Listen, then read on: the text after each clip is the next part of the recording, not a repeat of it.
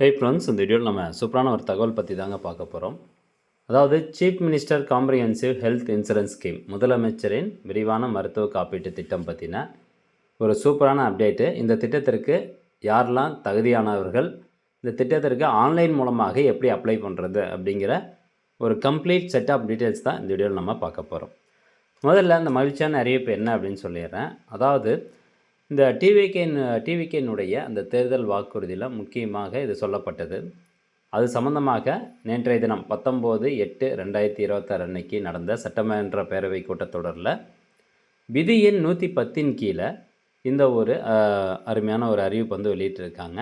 அது என்ன அப்படின்னு பார்த்தீங்கன்னா, முதலமைச்சரின் விரிவான மருத்துவ காப்பீட்டு திட்டத்தின் இலவச மருத்துவ சிகிச்சைக்கான மருத்துவ காப்பீட்டு தொகை ஆண்டொன்றுக்கு தற்போதுள்ள ரூபாய் 5 லட்சத்திலிருந்து ரூபாய் 25 லட்சமாக உயர்த்தப்படும் அப்படின்னு சொல்லியிருக்கிறாங்க. ஸோ இப்போ வரைக்கும் அந்த முதலமைச்சரின் விரிவான மருத்துவ காப்பீட்டு திட்டத்திற்கான அந்த ஒரு ஆண்டுக்கு ஒரு குடும்பத்திற்கு வந்து 5 லட்ச ரூபா அப்படின்னு சொல்லியிருந்தாங்க. அதாவது மருத்துவ சிகிச்சைக்கான காப்பீட்டு தொகை இலவசமாக வந்து கொடுக்குறாங்க. இந்த 5 லட்ச ரூபாய் தொகையை இப்போ வந்து இன்க்ரீஸ் பண்ணியிருக்கிறாங்க. 25 லட்சமாக உயர்த்தப்படும் அப்படின்னு சொல்லியிருக்கிறாங்க. ஸோ இது டிவிகேனுடைய இந்த தேர்தல் வாக்குறுதியில் கொடுத்துருந்தாங்க. அதை இப்போ நிறைவேற்றும் விதமாக நேற்றைய தினம் விதி எண் 110 கீழே இந்த மாதிரியான ஒரு புதிய அறிவிப்பு வந்து வெளியிட்டிருக்கிறாங்க. ரைட்.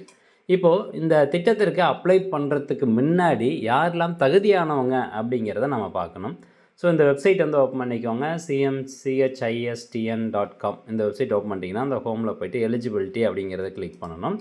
இப்போ உங்களுக்கு இது எல்லாமே உங்களுக்கு தமிழில் நீங்கள் ரீட் பண்ணணும் அப்படின்னா அந்த டாப் ரைட் சைட் கார்னரில் இங்கே பாருங்கள் தமிழ் அப்படின்னு இருக்கும். தமிழ் அப்படிங்கிறத கிளிக் பண்ணிங்கன்னா எல்லாருமே படிக்கிறதுக்கு ஏற்ற மாதிரி தமிழ்லேயும் வந்து கொடுத்துருக்காங்க.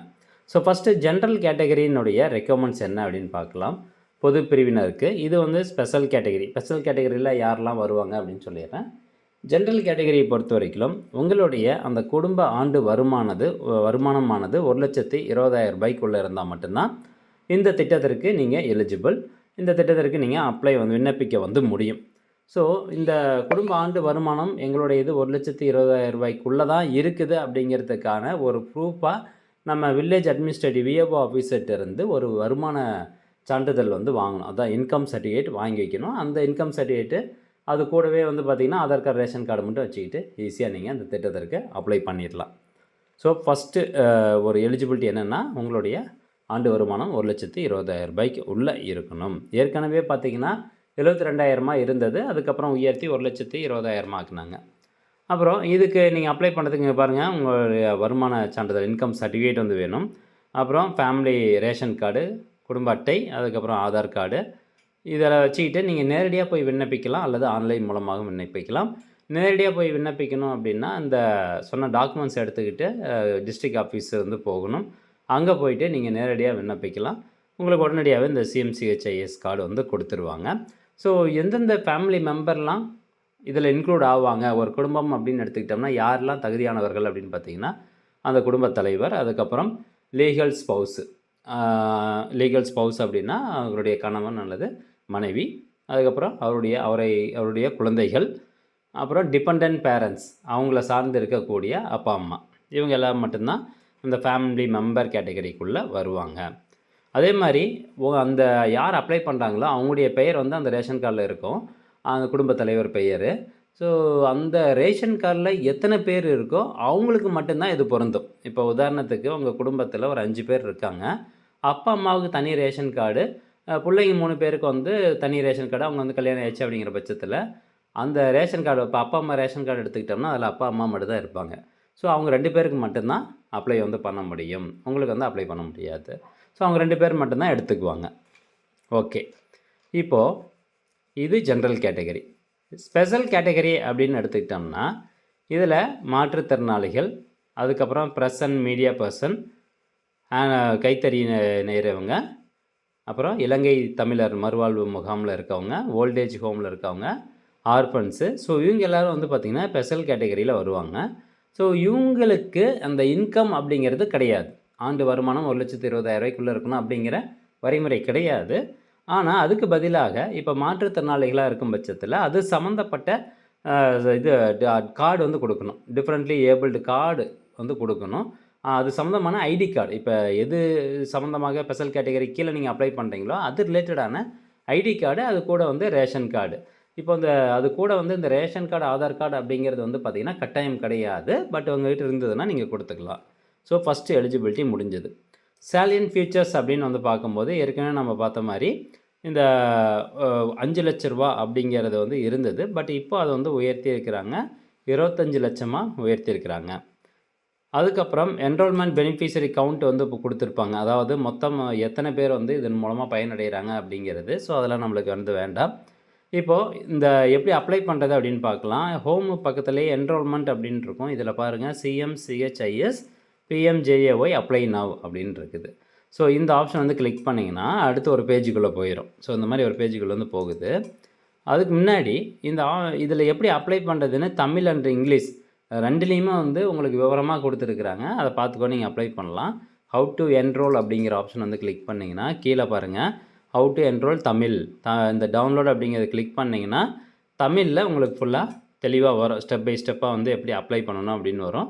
அதை பார்த்து நீங்கள் அப்ளை பண்ணலாம். அப்படி இல்லைன்னா நான் வீடியோ உங்களுக்கு எக்ஸ்பிளைன் பண்ணுறேன். அதை பார்த்துக்கோ நீங்கள் அப்ளை பண்ணிக்கோங்க.